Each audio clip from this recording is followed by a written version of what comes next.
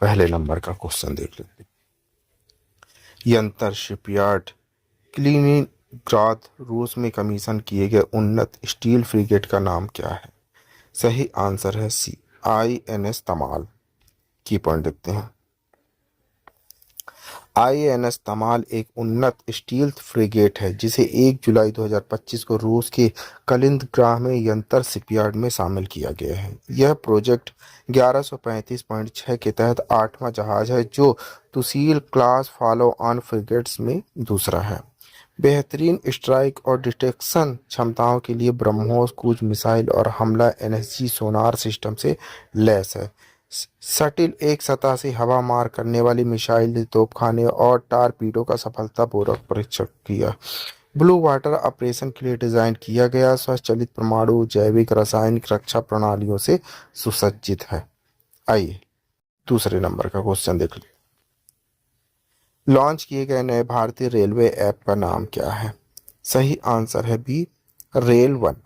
की पढ़ लेते हैं। रेल मंत्री अश्विनी वैष्णव ने 1 जुलाई 2025 को सभी यात्री सेवाओं के लिए एक एकीकृत प्लेटफॉर्म के रूप में रेल वन ऐप लॉन्च किया। इसकी मुख्य विशेषताओं में टिकट बुकिंग, अनारक्षित टिकट सहित ट्रेन पूछताछ, PNR स्थिति, यात्रा योजना, रेल मदद और भोजन ऑर्डर शामिल किया गया है। आइए आगे बढ़ते हैं। तीसरे नंबर का क्वेश्चन देखते हैं।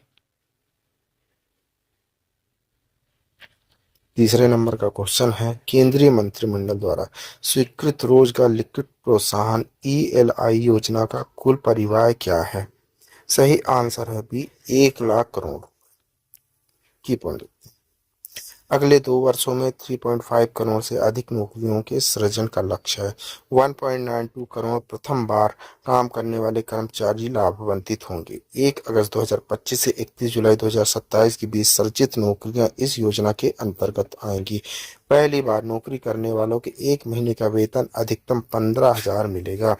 नियोक्ताओं को प्रति कर्मचारी 3,000 प्रति माह तक सहायता 2 वर्षों के लिए मिलेगी। उत्पादन मैन्युफैक्चरिंग क्षेत्र में यह अवधि 4 वर्ष होगी। यह योजना 2024-25 के केंद्रीय बजट के तहत घोषित 2 लाख करोड़ के युवा रोजगार पैकेज का हिस्सा है। आइए चौथे नंबर का क्वेश्चन देखते हैं। 29वीं एशियाई युवा tennis table championship under 15 girls singles में स्वर्ण पदक किसने जीता? सही आंसर है सी, दिव्यांशी भौमिक जी ने। की पढ़ने के भारत की दिव्यांशी भौमिक ने 1 जुलाई 2025 को ताशकंद में 29वीं एशियाई युवा टेनिस टेबल चैंपियनशिप में अंडर 15 गर्ल्स सिंगल्स में चीन की झू किही को 4-2 से हराकर स्वर्ण पदक जीता। इस जीत के साथ ही उन्होंने विश्व युवा चैंपियनशिप के लिए भी क्वालिफाई कर लिया। भारत ने 1 स्वर्ण, 1 रजत और 2 कांस्य पदक जीत लिए।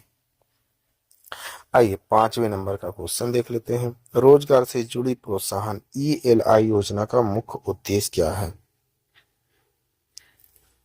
सही आंसर है सी, नई नौकरियां सृजित करना। की प्रोडक्ट प्रधानमंत्री नरेंद्र मोदी की अध्यक्षता में केंद्रीय मंत्रिमंडल ने रोजगार से जुड़ी प्रोत्साहन ELI योजना को मंजूरी दी, जिसका लक्ष्य भी निर्माण पर विशेष जोर देते हुए विभिन्न क्षेत्रों में 3.5 करोड़ से अधिक नौकरियां पैदा करना है।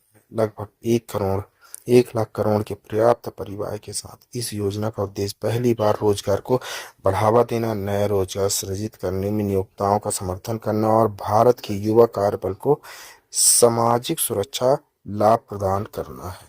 आइए आगे बढ़ते हैं। 6ठे नंबर का क्वेश्चन देख लेते हैं। Military institute of technology MILIT Pune की कमान हाल ही में किस अधिकारी ने संभाली है? सही आंसर है B, rear admiral V Ganpati. की पंडित भारतीय नौसेना के एक प्रतिष्ठित अधिकारी रियल एडमिरल V गणपति ने आधिकारिक तौर पर military institute of technology MILIT Pune की कमान संभाली। यह नियुक्ति ऐसे समय में हुई जब भारत के सशस्त्र बल एकता के सिद्धांतों के अनुरूप गहन एकीकरण और तकनीकी उन्नति के लिए प्रयास कर रहे हैं। यह अपनी समृद्ध परिचालन और शैक्षणिक पृष्ठभूमि के साथ रियल एडमिरल गणपति से उम्मीद की जाती है कि वे मिलिट्री को तीनों सेनाओं की तकनीकी शिक्षा नवाचार के लिए एक वैश्विक केंद्र बनाने की दिशा में आगे आएंगे। आइए 7वें नंबर का क्वेश्चन देख लेते हैं।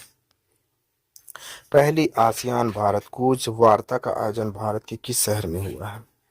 सही आंसर है डी, चेन्नई में।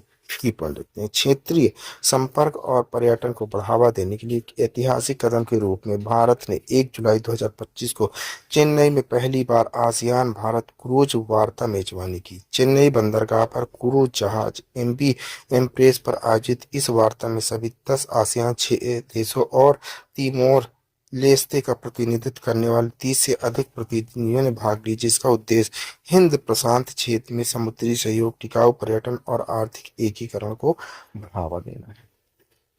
आइए 8वें नंबर का क्वेश्चन देखते हैं। भारत का पहला पूर्णतः लकड़ी से निर्मित गुरुद्वारा कहाँ स्थित है? फाजिल्का, पंजाब में। ऑप्शन है सी। की पॉइंट देखते हैं। भारत के पंजाब राज्य के फाजिल्का जिले में स्थित भारत का पहला पूर्णतः लकड़ी से निर्मित गुरुद्वारा श्री नानक निवास श्रद्धा सेवा भाव का एक अनुपम उदाहरण बनकर उभरा है। यह गुरुद्वारा फिनलैंड से आयातित देवदार लकड़ी से पूरी तरह से निर्मित है और इसे पुलिस लाइन परिसर के अंदर स्थापित किया गया। यह धार्मिक स्थल न केवल आध्यात्मिक आस्था का प्रतीक है, बल्कि स्थायी वास्तुकला सार्वजनिक सेवा के समन्वय का भी प्रेरणादायक उदाहरण है। इस अनूठे गुरुद्वारे की परिकल्पना एसएसपी भूपिंदर सिंह सिद्धू ने की थी, जिसकी व्यक्तिगत श्रद्धा ने इसे 2023 में साकार कर दिया। आइए 9वें नंबर का क्वेश्चन देख लेते हैं।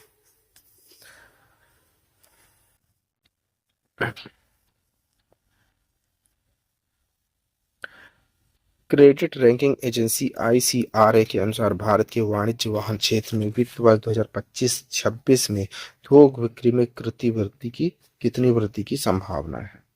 सही आंसर है बी, 3-5%। की पॉइंट लिखते हैं। भारत का वाणिज्यिक वाहन सीवी क्षेत्र वित्त वर्ष 2025-26 में धीरे धीरे पुनरुत्थान की ओर बढ़ रहा है।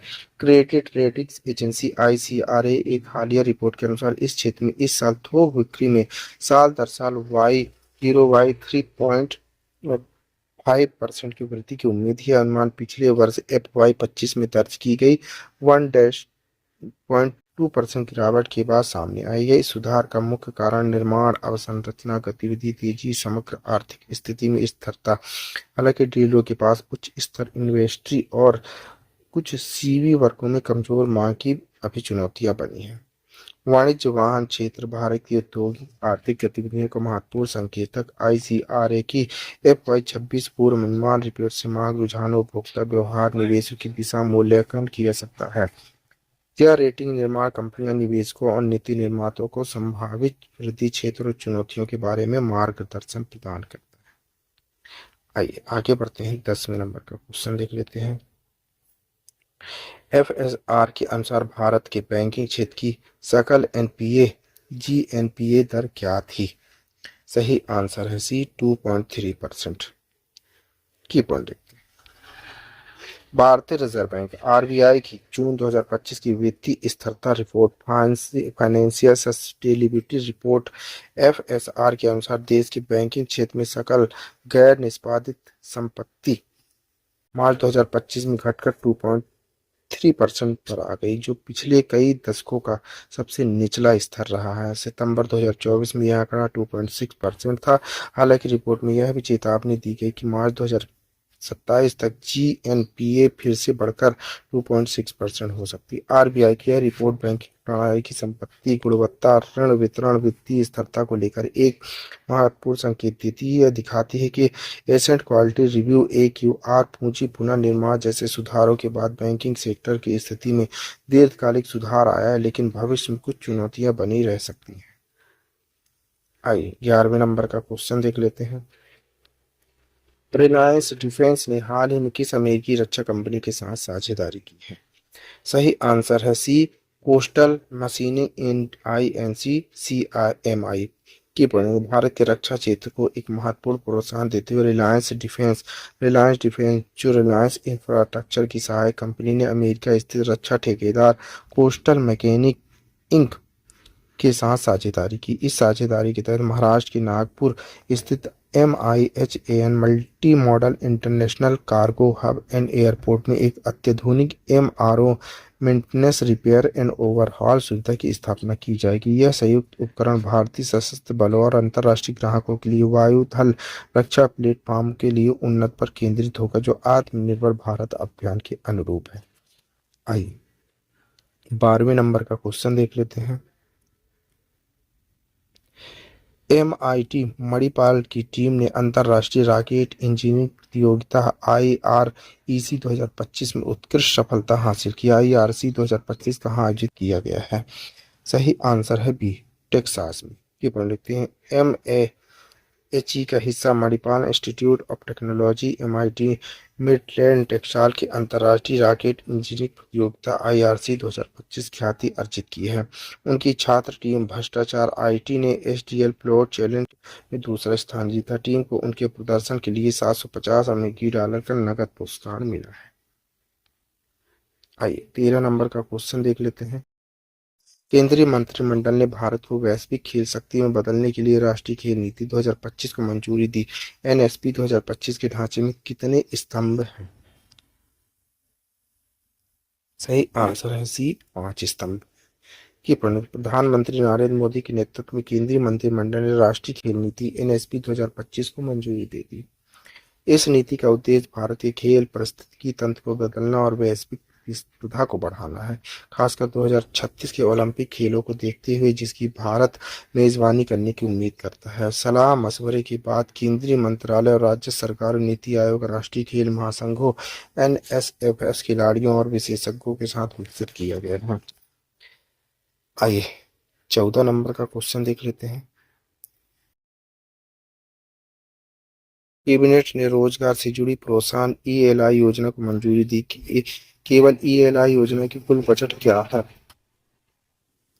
सही आंसर है ए, 99.446 करोड़।